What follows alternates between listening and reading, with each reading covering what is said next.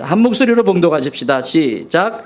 이때에 예수께서 갈릴리로부터 요단강에 이르러 요한에게 세례를 받으려 하시니 요한이 말려 이르되 내가 당신에게서 세례를 받아야 할 터인데 당신이 내게로 오시나이까. 예수께서 대답하여 이르시되 이제 허락하라. 우리가 이와 같이 하여 모든 의를 이루는 것이 합당하니라 하시니 이에 요한이 허락하는지라. 예수께서 세례를 받으시고 곧 물 위에서 올라오실새 하늘이 열리고 하나님의 성령이 비둘기같이 내려 자기 위에 임하심을 보시더니 하늘로부터 소리가 있어 말씀하시되 이는 내 사랑하는 아들이요 내 기뻐하는 자라 하시니라. 아멘. 자, 우리가 지난 시간까지 세례 요한에 대한 부분들을 많이 살펴봤어요. 오늘이 세례 요한과는 조금 오늘로 세례 요한은 좀 나중에 만나게 될지 모르겠지만 오늘은 좀 오늘로 보내드리고 이제 예수님이 등장하시는 세례 요한과 예수님의 바톤 터치가 이제 이루어지는 이런 장면입니다. 지난 시간에 이 광야에서 이 빈들이라고 하는 이 빈들의 경험은 세례 요한에게도 매우 중요했습니다. 그래서 결론적으로 말하면 그 광야에서 하나님의 음성을 들을 수 있어야 돼요. 오늘 예수님께도 지금 이 음성이 들리는데 이렇게 말씀하시죠. 17절 한번 읽어보십시다. 시작. 하늘로부터 소리가 있어 말씀하시되 이는 내 사랑하는 아들이요 내 기뻐하는 자라 하시니라. 아멘. 사랑을 입은 자, 또 하나님이 기뻐하는 자, 이런 성도, 이런 사람, 하나님이 지금도 여전히 사랑하시지만 하나님의 기쁨이 된다라고 하는 것은 질문을 다시 해봐야 되죠. 근데 오늘 이 성경에는 등장인물이 2명입니다. 그러니까 출연료를 조금만 줘도 돼요. 그러니까 등장인물이 많으면 이게 복잡한데 오늘 단순해요. 그리고 그냥 음성으로, 영화라고 생각을 해보세요. 음성으로 그냥 옆에서 스피커로 나오는 거예요. 그 정도입니다. 그러니까 두 주인공이 누구라고 말할 수 없이 굉장히 중요한 역할들을 지금 하고 있는 겁니다. 그 첫 번째는 누구죠? 세례 요한입니다. 또 한 사람은 예수님입니다. 이 두 분의 이야기예요. 이 두 분이 어떻게 바톤 터치를 어떻게 하는지, 또 어떻게 받는지, 그래 받아서 어떻게 가는지, 이런 그림을 가지고 이 본문을 보시면 조금 더 수월하지 않을까 싶습니다. 자, 하나님의 사랑을 받는 자, 입는 자, 또 기뻐하는 자, 그 사람이 누굴까? 먼저 세례 요한을 좀 살펴보시죠. 세례 요한이 누구입니까? 누가복음 1장 80절에 보면 이렇게 기록되어 있어요. 아이가 자라며 심령이 강하여지며 이스라엘에서에게 나타나는 날까지 빈들에 있으니라. 세례 요한이 어디서 자랐다? 빈들에서 자랐다. 예수님을 맞이하기 전까지 빈들에서 있으면서 현재도 빈들에 있고 예수님을 맞이하러 나온 거죠. 빈들에서 뭐 했을까요? 메뚜기 잡아먹고 석청만 먹고 있었을까요? 뭐 했을까요? 여러분 신령하잖아요. 뭐 했을까요? 빈들에서 할 수 있는 게 뭐예요? 그렇죠. 기도했겠죠. 하나님과 만나는 시간들을 가졌겠죠. 여러분 우리 인생에도 위기와 문제와 어려움이 있을 때야말로 빈들, 광야입니다. 그때야말로 하나님을 만나기에 가장 적합한 조건입니다. 그래서 지난 시간에 여러분 이 3일이라고 하는 시간이 짧은 것 같지만 내가 진지하게 그 빈들에서, 그 광야에서 자기를 철저하게 해부해 볼 수 있는, 나라고 하는 존재가 그냥 습득되어진 것 말고 태어나 보니 예수 믿고 있고, 태어나 보니 교회가 있고, 태어나 보니 교회 속에 무슨 봉사를 하고 있고, 태어났는데 그런 것이 아니라 나라고 하는 존재를 말씀에 비추어서, 다시 말하면 하나님의 거울에 비추어서 나를 해부해 보는 거죠. 정확하게 성찰해 보는 거죠. 이 시간이 믿음의 사람들이 잘 쓰는 단어가 3일입니다. 3일 동안 죽을 고생을 하다가 눈이 열리고 3일 길 가가지고 드디어 회복이 되고, 성경에 이 3일이라고 하는 것이 엄청나게 많이 나와요.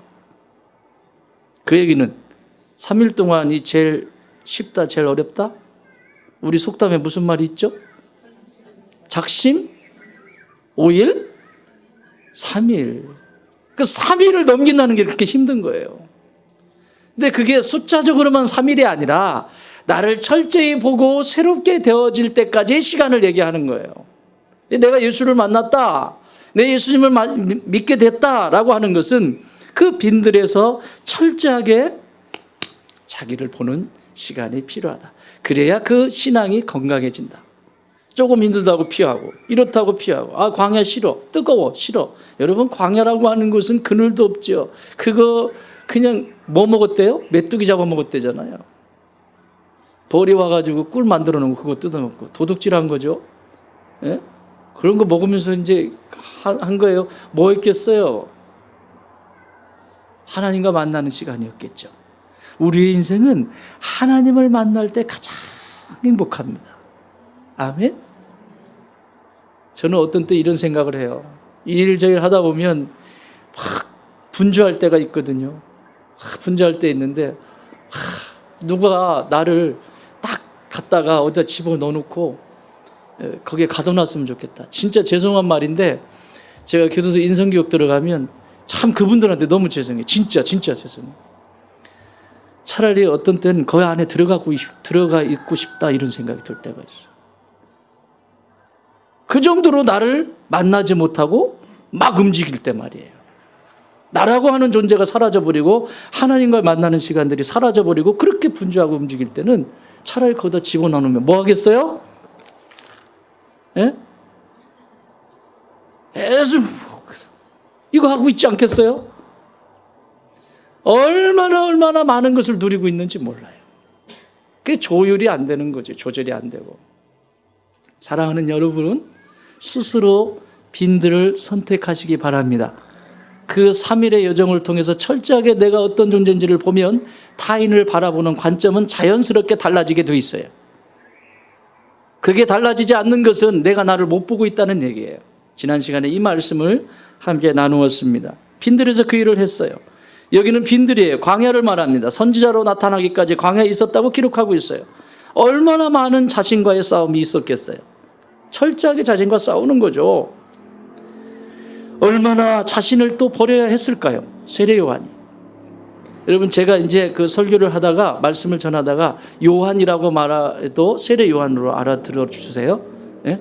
예수님의 제자 가운데 요한이 있기 때문에 앞에 세례 요한, 세례자 요한 이렇게 정확한데 세례 요한이라고 하는 게 기를 수 있어요. 그래서 요한 하면 아, 세례 요한이구나 이렇게 들으세요.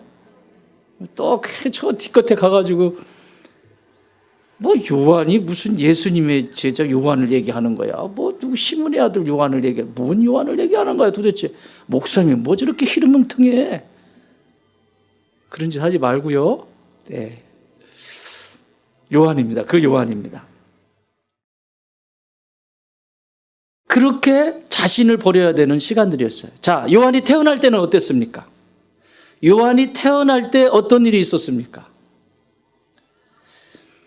얼마나 세례 요한이 태어나는 것이 중요했으면 하나님은 그의 아버지 사가랴를 벙어리가 되게 만들었어요.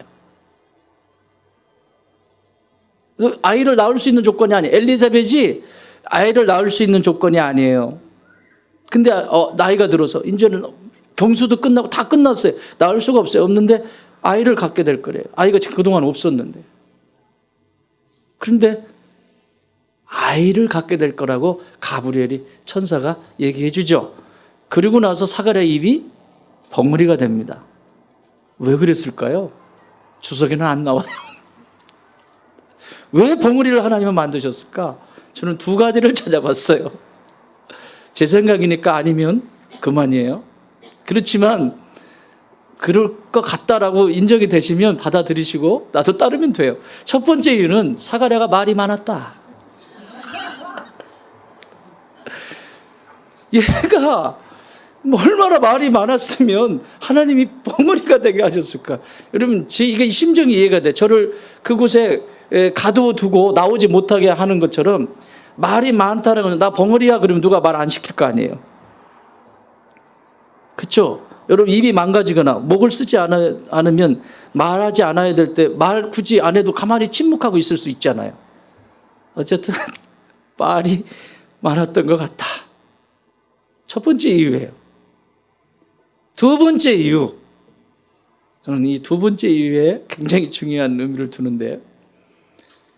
왜 하나님은 사가랴에게 말을 하지 못하도록 아이가 태어날 때까지 벙어리가 되게 하셨을까? 한번 따라할래요? 하늘을 향해서 입을 열면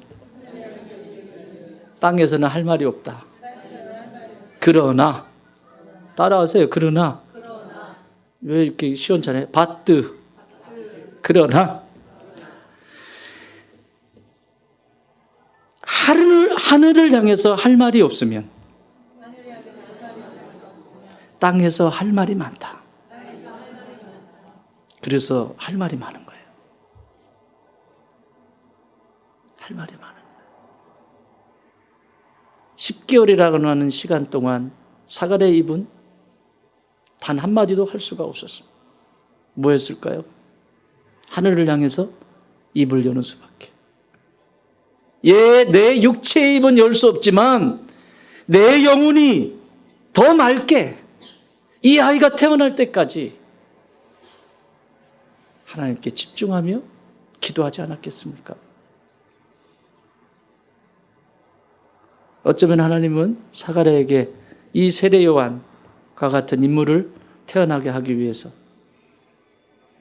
계속 질문했을 겁니다. 어떻게 키워야 합니까? 이 질문 누가 했죠? 어떻게 이 아이를 키우리까? 어떻게 하오리까? 누가 했어요? 삼손. 삼손의 아버지 마노아가 했어요.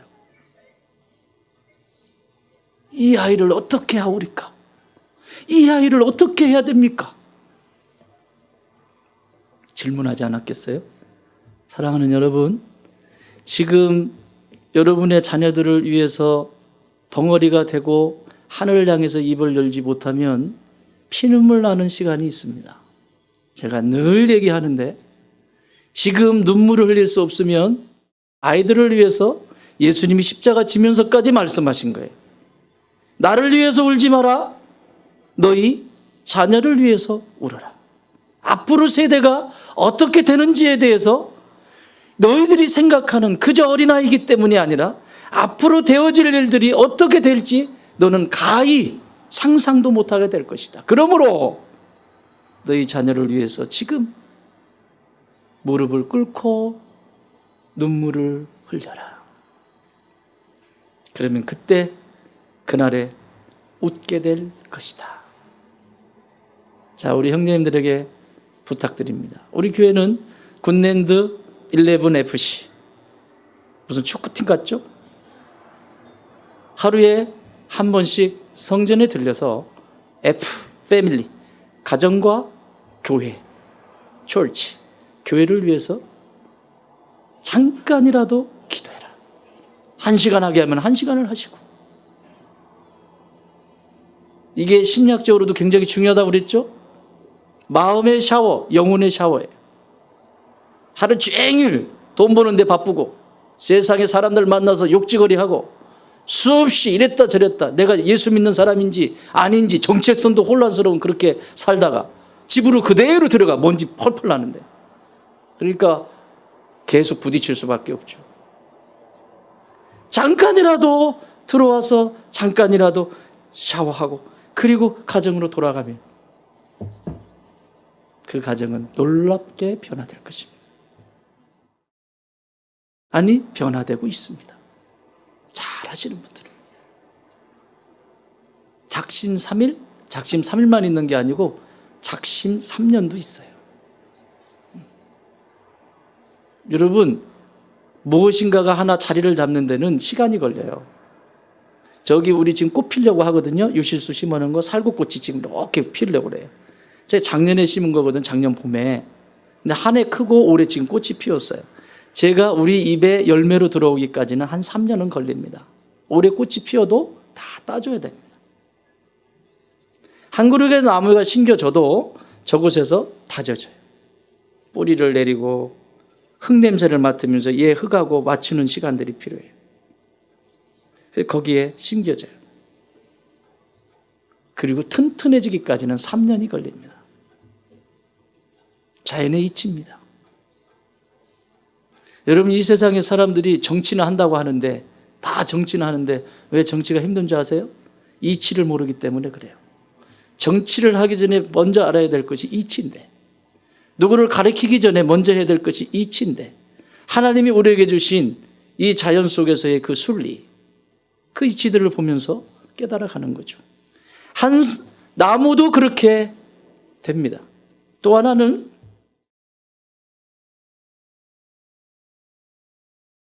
김치도 익어야 맛있어요.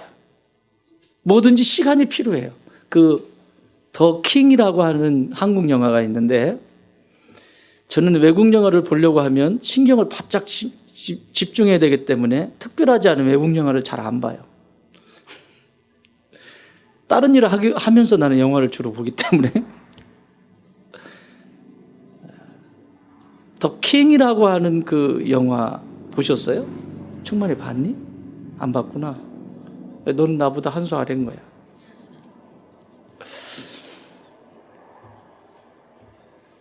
검사들의 얘기예요. 한 친구가 어렸을 때 쌈쟁이예요. 그래서 고등학교 다닐 때 교복 입고 맨날 쌈. 누가 전화 오면 얘하고 붙어가지고 누가 이기냐 1등인 거예요. 근데 나중에 자기 아버지가 조폭인데 자기 아버지가 지는 사람이 없었거든요. 자기가 클 때까지도. 누구한테 맞아본 적도 없고 아버지는. 큰 소리 떵떵 치고 그러고 살았는데 그것이 자기가 가져야 될 힘인 줄 알았어요. 여러분, 둘 중에 하나예요. 여러분, 우리의 자녀들이 그렇게 힘을 쓰면서 남을 짓밟고 쓰면서 성공하는, 소위 세상이 말하는 성공하는 인생을 살 것인가, 아니면 누군가에게 유익을 주고 사랑하고 돕고 섬기며 후회하지 않을, 함께 더불어 살아가는 그런 존재로 자녀들이 양육될 것인가. 둘 중에 하나밖에 없어요. 근데 전자는 가르치지 않아도 저절로 됩니다. 왜? 인간은 그런 구조를 가지고 있어요. 그러나 후자는 노력을 해야 돼요. 근데 이 아버지의 그 지는 모습을 한 번도 본 적이 없는데, 어느 날 갑자기 아버지가 무릎을 꿇고 싹싹 빕니다. 제발 봐주십시오. 한 번만 봐주십시오. 마음에서 빌어요. 근데 그 사람의 정체성이 누구냐면, 정체가 누구냐면 검사예요. 아, 저게 힘이구나. 저게 힘이구나. 주먹질 해가지고 싸우는 게 힘이 아니라 저게 힘이구나. 그래가지고 얘가 공부를 합니다. 조인성이야, 주연이. 잘생겼더라. 정우성이도 나와. 잘생겼어. 아이고, 배우는 배우야. 그날부터 공부를 해요. 될까요, 안 될까요? 지금까지 싸움만 했는데. 한글만 겨우 띄었는데. 맨날 싸움만 하고 다녔지, 어렸을 때부터. 공부가 안 돼요. 그러다가 자기 공부하는 법을 터득했어요. 얘는 앉아서 공부가 안 되는 애예요. 싸우면서 공부를 해야 돼. 그래서 때리면서 공부를 하고, 달려가면서 도망가면서 공부하고, 얘가 이걸 터득해가지고요, 공부를 하는 거예요. 그래가지고 이게 막 들어오는 거예요, 책이. 막 들어와가지고 시험을 봤는데 점수가 너무 잘 나온 거예요. 그러니까 선생님이, 야, 처음에는 막 칭찬해요. 비아냥거리는 칭찬이죠. 이럴 수가 없으니까. 아이고, 야, 우리 반에서 1등이 나왔다. 1등이 나왔는데 누군 줄 아냐? 그럼 태수야, 태수. 박태수. 태수가 1등을 했어. 그런데 얘기하고는, 이 새끼야, 착착 봐라. 옆에 걸 봐도 적당히 봐야지. 그렇게 보면 되냐. 다시 시험을 치르게 합니다. 시험을 다시 봤어요. 그런데 아까 본 것보다 더 잘. 그러니까 선생님이 깜짝 놀란 거죠. 그래서 막 짜장면 시켜주고, 막 탕수육 시켜주고, 너 공부해, 공부. 막 시켜주고 이러면서 아이가 공부를 하는데, 소위 말하는 S대에 들어갑니다. 법대에. 검사가 됩니다. 검사가 돼서 이름 없이 있어요. 누가 줄도 없으니까. 근데 줄을 발견하죠, 하나를. 그게 정우성입니다. 그 법조계에 있는 그 사람들이 그 모습 속에서 자기가 하나를 보게 되는데, 뭐든지 익혀 먹어야 되는구나. 서류가 쫙 있어요. 그래서 언제 이것을 터뜨릴지, 아무데나 터뜨리면 효과가 없으니까 언제 터뜨려야 할 수 있는지에 대한 넘버링이 돼 있어요. 요 정도 때는 이걸 터뜨리고, 정권이 바뀔 때는 이걸 터뜨리고, 다 가지고 있는 거예요. 그러면서 유명한 말을 남깁니다. 그 정우성의 졸개 하나 있는데 이름이 생각이 안 나. 어쨌든 걔는 뭐더라, 강본데, 어쨌든 그 사람이 유명한 말을 한마디 해요. 내 가슴에 꽉 꽂혔어요. 이게 뭔 줄 알아? 앞으로 두고두고 묵혀서, 오래오래 묵혀서 먹을 것들이야.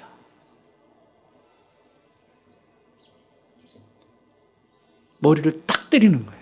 이야, 신앙이 이런 건데. 너무 안 묵혀. 자기 잔재주, 잔깨, 내가 조금 아는 지식, 세상에 예수 그리스도 앞에 나오면 묵는 것부터 해야 돼. 묵는 것부터. 묵혀져야지. 몇 년? 소영 집사님은 몇 년근 홍삼이야? 6년근 홍삼이라 그랬어요. 재작년에. 여러분, 묵어지는 시간이 필요해요. 말씀도 익어지는 시간이 필요하고, 관계도 익어지는 시간이 필요하고, 다 익어지는 시간이 필요한데, 익어지는 동안 갈등들이 일어나요. 그게 힘들죠. 사가랴는 이 아이를 품고 계속 그러고 있었던 거죠. 결국 세례 요한은 이렇게 해서 성장을 합니다. 태어나게 되고 성장하게 됩니다. 그리고 외칩니다. 광야에 외치는 자의 소리로 외칩니다. 누가복음 3장에 보면 무리들한테, 사람들한테는 이렇게 말합니다. 옷 2벌 있는 자는 옷 없는 자에게 나눠줘라. 또 세리들, 돈 걷어들이는 세리들에게는 부과된 것 외에는 거두지 마라. 또 군인들, 권력이나 힘을 가지고 있는 군인들에게는 사람에게서 강탈하지 말고, 거짓으로 고발하지 말고, 받는 급료를 족한 줄 알아라. 정확하게 찝어서 얘기를 해줘요. 어떻게 이렇게 얘기할 수 있죠? 따라합시다. 살아난 삶이 곧 능력이다. 여러분, 신앙은 살아낸 것만큼 능력이 나타나게 되어 있어요. 목사가 설교를 하면서 제일 힘들 때가 언제인 줄 아세요? 삶으로 살아내지 못할 때예요. 살아낸 삶으로 메시지를 전할 때 하고, 내가 살아보지 않은 것을 메시지를 전할 때는 완전히 달라요. 제일 힘들 때예요. 그래서 여러분, 간혹 가다가 제가 그런 말씀 드리잖아요. 이건 저도 안 되는 거예요. 안 되는 건데 같이 하십시다. 이런 얘기 하죠. 그건 내가 못 살았다는 얘기예요. 여러분, 신앙은 신앙의 애정 속에 지식도 아니고 내가 어떤 경험도 아니라 정말 예배자로 서기 위해서 몸부림쳐보고, 그 속에서 흔적을 가져보고, 내가 몸부림쳤던 그런 것들이 삶이 되는 거고, 삶이 신앙이 되는 거예요. 세례 요한은 자신이 이렇게 철저하게 이야기할 수 있는 것도 그런 가운데 있는 것이죠. 그래서 하나님의 사랑을 입고 기뻐하는 자가 되는 거예요. 세례 요한의 또 하나의 부분은 예수님이 등장을 하셨어요. 여러분, 지금까지 인기는 누가 다 가지고 있었어요? 자기가 다 가지고 있었어요. 어느 날 갑자기 나타났어요. 그런데 그냥 나타났나 보다 하면 되는데 문제가 생겨요. 근데 그걸 문제로 받아들이지 않아요. 자신의 제자 중에서 제자가 둘이 있었는데 그 둘 중에서 하나가 예수님을 따라요. 그게 누구예요? 안드레입니다. 안드레. 요한복음 1장 35절에 이렇게 말합니다. 또 이튿날 요한이 자기 제자 중 2사람과 함께 섰다가 1장 36절, 예수께서 거니심을 보고 말하되 보라, 하나님의 어린 양이로다. 여기 2사람 중에 하나가 안드레예요. 안드레가 예수님을 따라가요, 제자로. 그리고 안드레가 또 베드로를 데리고 오죠. 배 거기다 대고 이리 와. 그래서 베드로인데 이렇게 데리고 오죠. 또 이제 야고보, 요한도 이제 오게 되고. 자기 배인 일을 하는 사람들 다 안드레예요. 그 안드레. 어떨 것 같아요? 여러분이라면 어떨 것 같아요? 나라면 이런 상황이라고 그러면 신경이 매우 날카로워질 것 같아요. 여러분 담임 목사가 그 정도밖에, 제가 속이 굉장히 좁아요. 그 신경이 엄청 날카로울 것 같아요. 이것이, 자, 쉽게 설명드릴까요? 여기 교회입니다. 교회 찬양팀이 있어요. 여기 찬양팀. 딱 찬양팀이 섰어요. 자, 찬양 너무 은혜스럽죠? 그죠? 왜 표정들이 그래? 찬양 은혜스럽죠? 예, 이 은혜 나누고 있어요. 그런데 이 찬양팀보다 더 잘할 수 있는 분이 오셨어요. 어떤 일이 날까요? 김희준 집사님은 바보라 그게 안 되는 분인데 잘하는 분은 뭐 얼른 내주더라고. 옛날에 보니까 바보예요. 확실히 바보예요. 예수 바보. 어디 갔나? 저기 앉아있구나. 바보. 확실히 바보 맞아. 바로 자기보다 뛰어난 사람이 오면 내려놓을 사람이에요. 저 사람. 딱. 왜 그렇게 해야 되죠? 누가 영광을 받으셔야 되니까. 지금까지도 은혜로웠어요. 그렇지만 나보다 더 하나님을 더 사랑하면서 찬양을 더 인도하고 정말 그 안에 더 큰 은혜를 경험하게 하는 그 누군가가 오셨다고 하면 그분에게 오시지요. 이게 정상 아닙니까? 그게 하나님의 영광을 나타내는 거잖아요. 그런데 목사님이 저기 새로운 분 오셨으니까 자기 옆으로 물러나고 그분한테 시켜. 그러면 내는 했어. 순종해야 되니까. 내는 했는데 괜히 시비 걸어. 되겠어요? 그거 저기 여기 마이크가 어디 있나요? 물으면 알아서 찾아서 하세요. 여기 뭐가 어디 알아서 하세요. 나는 내 소관 아니니까. 요게 하나님의 기쁨이 되지 못하는 거예요. 너무 쉽다. 주방으로 가볼까? 큰 권세 주방에 있으니 너는 어서 가서 주방 권세 주방을 한번 차지하면 영원히 주방 권세야. 사랑하는 여러분, 누군가가 나보다 은사가 뛰어나고 내게 주은 은사보다도 지금까지 하나님이 나를 통해서 영광 받으신 거잖아요. 그러면 나보다 우월한 사람을 하나님이 보내셨다면 그에게 그 자리를 내어줄 수 있는, 그것이 오늘 세례 요한에게 배울 수 있는 겸손입니다. 그래서 하나님의 나라는 함께 이루어져 가는 것입니다. 아멘. 누가 오든 어떤 사람이 되든 그 자리를 물러서십시오. 또 새로 오시는 분들은 읽으셔야 합니다. 읽으셔야 됩니다. 오늘 권사님 등록하셨는데 읽는 시간이 좀 필요할 것 같은데 푹 읽어야 되는데 참 만만하지 않을 텐데 어떡한데. 읽어야 돼요. 색깔이 다 달라요. 교회마다. 그죠? 다 달라요. 더군다나 이 비닐하우스 교회 담임 목사는 까다롭기로 유명한데, 응?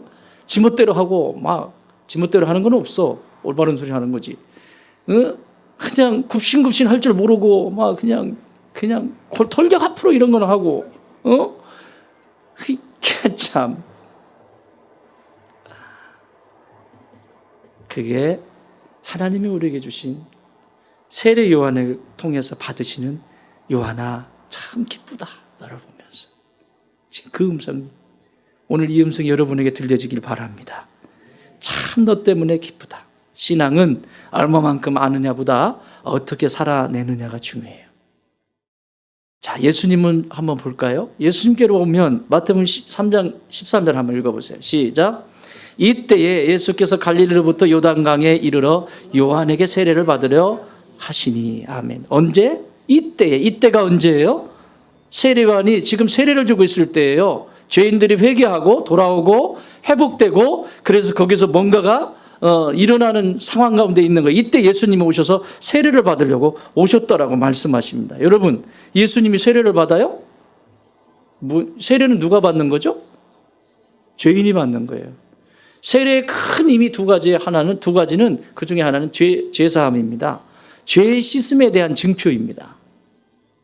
나의 죄를 회개하고 이제 이렇게 살지도 않고 이렇게 하지 않겠습니다라고 하는 예수 그리스도를 구세주로 영접하고 죄 사함의 세례입니다. 또 하나는 그 세례를 통해서 그리스도와 연합하는 것입니다. 누구와 연합한다? 그리스도와 연합. 다시 말하면 이 좋은 땅 교회라고 하는 공동체가 있으면 이건 그리스도의 몸입니다. 그러므로 지체들 한 사람 한 사람이 연합하는 거예요. 그래서 세례를 받는다라고 하는 것은 한 가족이 된다라고 하는 의미입니다. 한 가족. 몸이 와 있기 때문에 한 가족이 아니라 그래서 세례를 받을 때만 성찬에 참여할 수 있잖아요. 우리는 하나라고 하는 거예요. 그 떡 한 조각을 나눠서 같이 먹으면서 우리는 하나라고 하는 의미예요. 그게 세례예요. 근데 예수님이 받으시는 세례는 죄인이에요, 예수님이? 세례를 받게? 이것은 구약의 안수와 연결이 되어 있습니다. 안수와 밀접한 관계를 가지고 있습니다. 이 세례는. 세례로만 끝나지 않습니다. 예수님은 죄인이 아니셨어요. 여기 세례라고 하는 말은 안수와 같은데 이 안수가 무슨 뜻을 가지고 있냐면 손을 이렇게 얹는 거잖아요. 이렇게 누를 안 손수 꾹 누르는 거죠. 히브리 말의 사마크라고 하는 이 단어도 손을 얹는 것으로 쓰여요. 안수. 안수는 내 안에 있는 능력이 이에게 나가기도 하고 내 안에 있는 죄가 이에게 전가되는 것을 상징합니다. 레위기 1장 4절에 보면 이렇게 말씀하고 있어요. 그는 번제물의 머리에 안수할지니 어떻게 안수할지니? 머리에 안수할지니 그를 위하여 기쁘게 받으심이 되며 그를 위하여 속죄가 될 것이다. 안수하는 것은 이 제물에게 안수하는 것은 나에 있는 죄가 이 양에게 가는 거예요. 전부 전가가 되는 거예요. 내가 죽어야 되는데 이 죄값으로 죽어야 되는데 여기 가는 거예요. 그게 안수예요. 그래서 나의 죄는 사라지고 이 양이 그 죄를 짊어지고 죽는 거죠. 그게 안수예요. 근데 예수님이 지금 받으시는 세례는 뭘까요, 그러면? 제물이 되는 안수예요. 제물이 되는 안수예요. 근데 세례 요한이 예수님에 대해서 예수님 앞에 예수님이 세례 받기 전에 예수님에 대해서 자신이 저 멀리서 오는 예수님을 향해서 이렇게 얘기하고 있거든요. 한번 들어보세요. 요한복음 1장 29절, 29절. 이튿날 요한이 예수께서 자기에게 나오심을 보고 이르되 보라 세상 죄를 지고 가는 하나님의 어린 양이로다. 뭘로 지금 보고 있어요? 요한이? 저분은 모든 인류의 죄를 지고 갈 하나님의 어린 양이다. 제물이 될 양이다. 이렇게 얘기하고 있어요. 여기까지 이해가 되셨어요? 이게 이해가 되셔야 지금 이 다음 본문이 이해가 돼요. 자, 그러면 여기 몇 절을 읽어보시냐면 14절을 읽어보세요. 14절 시작. 요한이 말려 이르되, 거기까지 읽으세요. 요한이 뭐에 이르되? 말려 이르되. 나에게 세례를 베풀어라. 예수님이 말씀하셨어요. 그런데 요한이 뭐 했다? 말리면 돼요, 안 돼요? 여러분, 요한에게 지금 엄청난 점수를 주고 있기 때문에 이게 눈꺼풀이 안 벗겨져서 안 보이는 거야. 말리면 되는 상황이야, 안 되는 상황이야? 이해가 되세요? 말리면 안 돼요.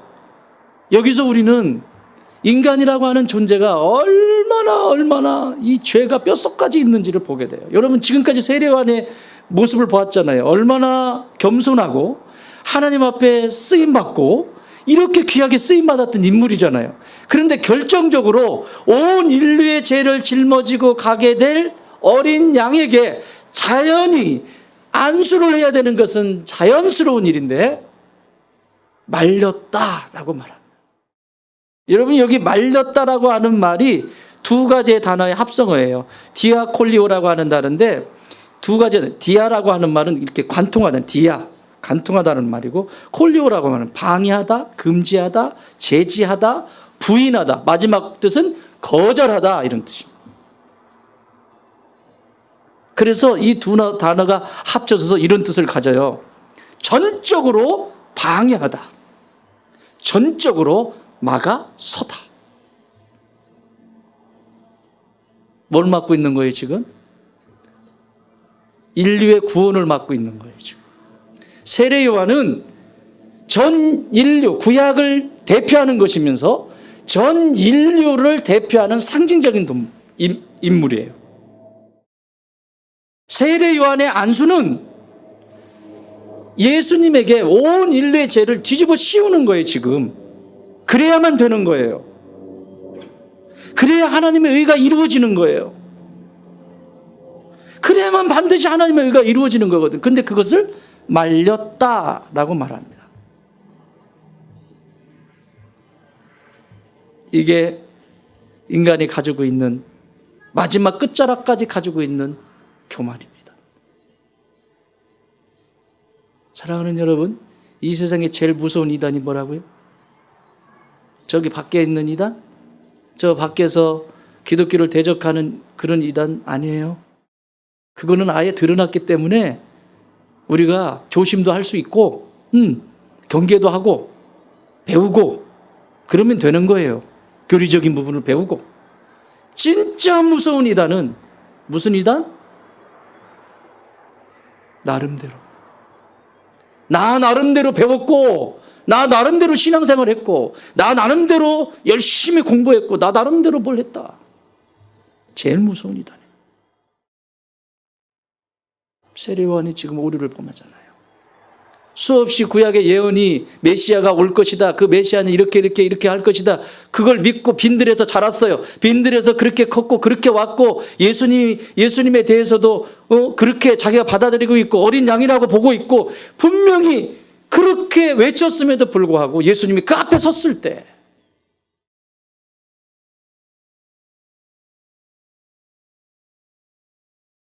겸손한 것 같죠? 당신이 나한테 이렇게 해주셔야 되는데 어떻게 내가 그렇게 하냐.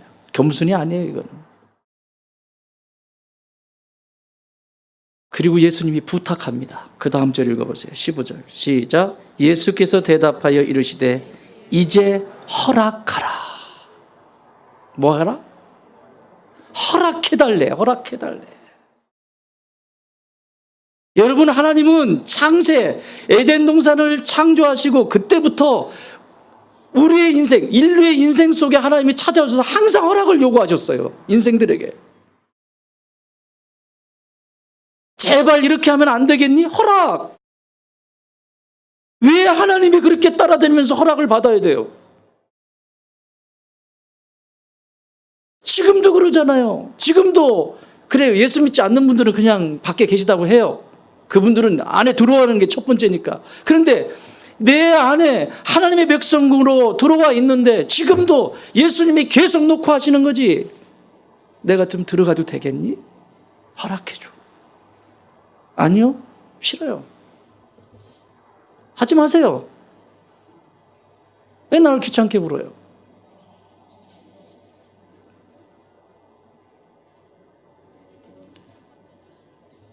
허락을 받으셔야만 하는 이 아픈 마음을 아시겠어요? 그게 허락받을 일이에요. 내가 나가야 될 일이지. 그리고 그 마지막 절에는 뭐라고 해요? 요한이 허락했다. 왜 그래요? 부모니까. 부모니까.